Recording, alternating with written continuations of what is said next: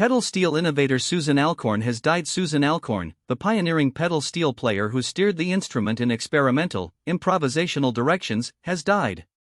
The High Zero Foundation, an experimental music organization and festival producer in Alcorn's home base of Baltimore, announced the news on X this morning, sparking a flurry of tributes from Alcorn's disciples and fellow experimental music icons. Alcorn was born in Cleveland in 1953. She started playing guitar at age 12 and began experimenting with slide guitar as a teen after randomly meeting Muddy Waters. By adulthood she had switched to the pedal steel. She got her start playing in country bands in Houston in the early 70s and began experimenting with the instrument in the 80s, running it through a synthesizer to mimic the sound of other instruments and arranging John Coltrane's Naima for pedal steel. I was doing country gigs and listening to Albert Ayler, and people at the gigs would tell me I sounded different for some reason, Alcorn told NPR in a 2020 feature about the experimental pedal steel scene. When I got into Ornette Coleman, most of the musicians I knew in Houston didn't want to play with me anymore because it was like I was out of tune or something.